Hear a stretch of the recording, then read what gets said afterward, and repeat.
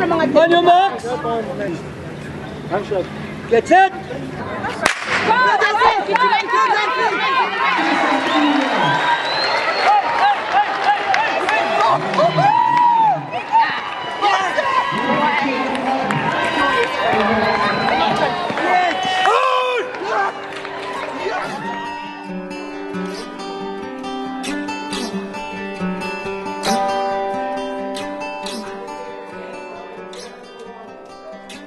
Daar's een woord wat Pieter Staak goed beskryf.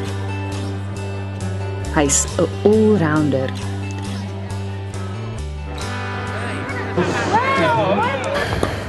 Attack. Again. Hier naal hy onlangs by die Piltich Stadion in Pretoria. Dit was waarskynlik Suid-Afrika se grootste sportbyeenkoms vir net Down-syndroom atlete en hy is met 4 medaljes huis toe. Hoeveel medaljes het jy? Tel hulle. Ek sê, 1, 2, 3, 4. They all honestly believe they are stars, and that is something which we wish all normal kids could pick up. They are so confident, they are proud of themselves. Pieter is in 2015 gekies vir die Suid-Afrikaanse atletiekspan vir atlete wat intellektueel gestremd is. En hy hou deesdae sommer sy lyf beroepsatleet, vertel sy ma Caroline Staak. Hy sê hy wil die wêreld se beste tennisspeler word en hy wil die wêreld se beste tafeltennisspeler word. So in sy kop is hy definitief 'n professionele atleet. As ek kyk hoe oefen hy elke dag, dan dink ek hy is een van sy ma met hom rondry. 2016 was natuurlik 'n jaar van groot Olimpiese en Paralimpiese drome. Iets wat Pieter met aandag gevolg het. Ja, mos jy die Olimpiese spele en so gekyk op TV. Van weight gehard. Ja, vir so 'n wyne gekoop. Dat wyne is H400 gedoen. Pas. Sal jy graag daar wil deelneem? Afweer, ja. En die sukses van jong sportikone soos Wade van Niekerk het ook drome oor die podium by Pieter laat opvel. Hulle wil ook graag daar wees. Hulle sien die groot medaljes, hulle sien die groot opgewondenheid oor die spele en ek dink in hulle harte as hulle kon gekies het, sou hulle gesê het, ja, ons wil asseblief daar deelneem. Maar op die Paralimpiese pad staan Pieter se hoogste hekkie nog.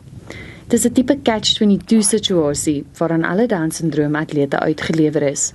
En dit werk so. Hulle kan in die Paralimpiese spele deelneem, maar hulle val onder die kategorie van die intellektueel gestremdes.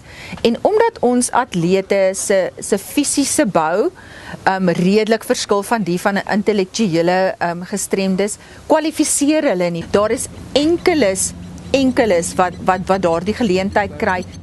Daar swemmers wat 5 wêreldrekords hou, maar hy kan nie Paralimpiese spele toe gaan nie. Hulle word al ouer, hulle is in hulle 20s en in hulle vroeë 30s, hulle het jare gewerk om hierdie toppunt te bereik, en dan kan hulle nie verder nie. So daar is definitief 'n frustrasie onder afrigters, daar's frustrasie onder atlete, daar's frustrasie onder ouers, en hulle soek daai erkenning. Hulle soek nie daai erkenning net om die erkenning te kry, hulle soek erkenning omdat ons dit werd is, om ons atleet dit moet kry, want hy werk daarvoor. Die uitdaging om aan 'n sportkategorie deel te neem, waar sy mededingers dikwels minder fisieke uitdagings het, is Pieter Staak se uitdaging. Maar soos die wat hom ken getuig, kry Pieter nie weg agter verskonings nie. Pieter self is 'n atleet wat regtig, hy bring 'n glimlag vir almal se gesigte. Hy's baie vasberade.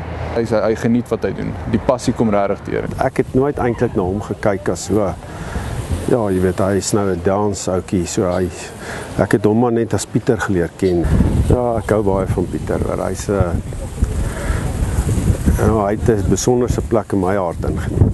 Jy weet, ek dink byvoorbeeld as ek hom nou nie geken het nie, het ek 'n deel van myself het ek dalk nie geken nie. I would like to see Peter number 1 in the world, and I think he deserves that because he's top 5 now, and he can make it to be number 1. Bravo! Good one.